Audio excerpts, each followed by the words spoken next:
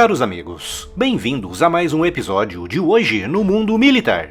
Neste vídeo falaremos sobre uma mudança no controle japonês de exportação de armas, rompendo uma tradição que vem desde o final da Segunda Guerra Mundial. Este recado é para você que tem vontade de sair do Brasil e morar em um país economicamente estável e seguro. Os Estados Unidos são o país que mais recebe imigrantes no mundo. São 187 tipos de vistos diferentes para receber todo o tipo de profissional. O escritório de advocacia americano Pinelli Partners é especializado em direito imigratório e vai te proporcionar uma jornada imigratória ágil, simples e segura. A sócia fundadora do escritório, doutora Lorena Pinelli, vai te direcionar pelo melhor caminho, conduzindo você desde o primeiro passo de documentação até o momento de pisar nos Estados Unidos com o seu Green Card. Clique no link aqui na descrição e comece agora a trilhar o seu caminho para os Estados Unidos com a Pinelli Partners. Em 1905, para surpresa do mundo, o Japão venceu a guerra contra a poderosa Rússia czarista, uma vitória que abriu as portas da Península Coreana e da China para o expansionismo japonês. Apenas 27 anos depois daquela vitória, toda a Península Coreana e a Manchúria chinesa já estavam sob controle japonês. Conquistas que mergulharam o Japão em uma autêntica ditadura militar, com políticos civis fracos no poder, se limitando a obedecer os desejos, mandos e desmandos da elite militar japonesa.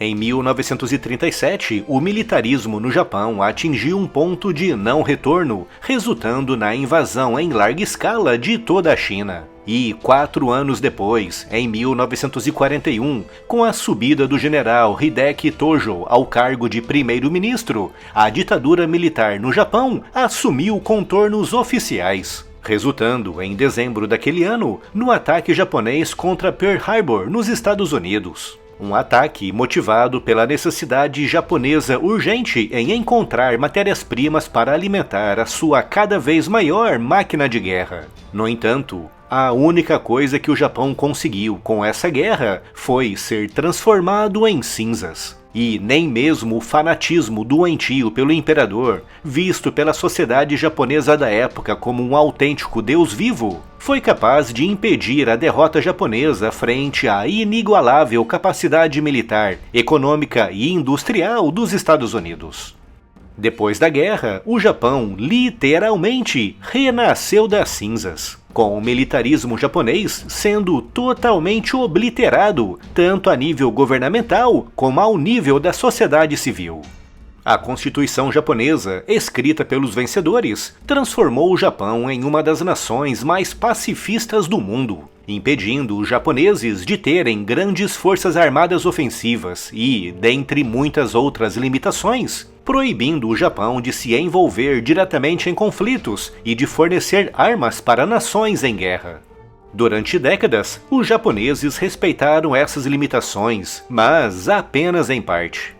Por um lado, mantiveram as suas forças armadas com dimensões muito reduzidas, mas, por outro lado, investiram pesado no desenvolvimento de novas tecnologias de defesa e na produção das suas próprias armas. Com esse esforço rendendo muitos frutos, com os japoneses produzindo localmente versões personalizadas dos caças F-15 e também do F-16, conhecido por lá como F-2.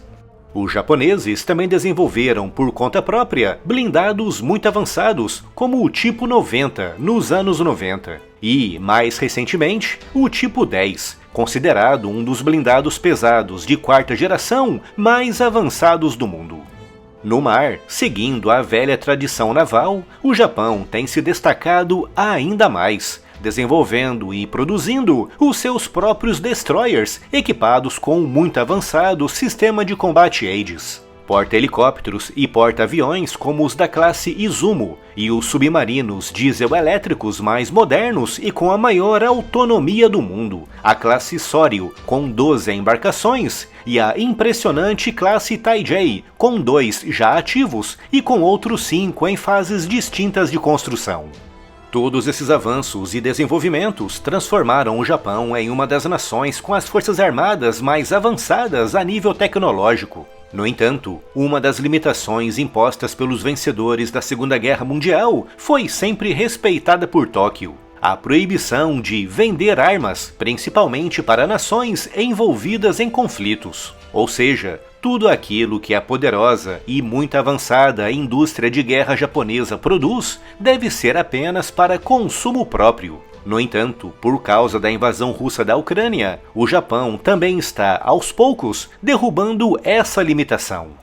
Há cerca de uma década e meia, quando a China iniciou um acelerado crescimento e fortalecimento militar, o Japão começou, timidamente, a se expandir também nessa área, mas buscando sempre manter o pacifismo em primeiro lugar. No entanto, com o aumento da agressividade chinesa no Mar do Sul da China, em Taiwan e até mesmo nas Ilhas Senkaku, um território japonês exigido pelos chineses, o Japão iniciou um processo que, para muitos, resultará no fim inevitável da sua política pacifista, com a invasão russa da Ucrânia em fevereiro de 2022, acelerando e fortalecendo ainda mais esse processo, com o primeiro grande reflexo disso sendo a flexibilização da política japonesa de exportação de armas. Como eu disse há pouco, o Japão não pode, por lei, exportar armas para países em conflito e, de modo geral, não pode enviar armas para fora. No entanto, o governo japonês, liderado pelo primeiro-ministro Fumio Kishida, tornou essa lei mais flexível, com o Japão, após 78 anos, aceitando vender armas completas para outros países.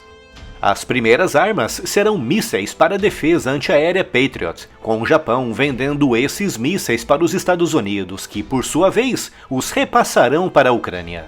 Através dessa medida, o Japão torna mais flexível a sua lei de exportação de armas, mas, ao mesmo tempo, não viola a lei que proíbe a venda de armas para nações em guerra, como é o caso da Ucrânia. A Rússia, obviamente, reagiu com fúria a essa decisão japonesa, com o Ministério Russo dos Negócios Estrangeiros alertando o Japão para consequências graves. As relações entre a Rússia e o Japão se deterioraram muito nos últimos anos, após Vladimir Putin se recusar a voltar a negociar as Ilhas Kuril, ao norte de Hokkaido, e pioraram ainda mais após o Japão aderir, com força total, às sanções impostas pelos Estados Unidos contra a Rússia após a invasão da Ucrânia. A posição do Japão face ao aumento da agressividade chinesa e russa é o impulso que faltava para o pacifismo japonês acabar no futuro, abrindo caminho para o nascimento de uma nação que, além de altamente tecnológica no âmbito da defesa, terá também números e quantidades mais condizentes com o contexto geopolítico no qual está inserida. A loja do canal vai entrar de férias a partir de janeiro, por isso estamos fazendo uma grande queima de estoque. Somente entre os dias 21 e 31 de dezembro, todos os artigos da loja com 10% de desconto. Aproveite agora para comprar aquele presente super bacana com o tema do militarismo e com desconto de 10%. O link da loja está aqui na descrição.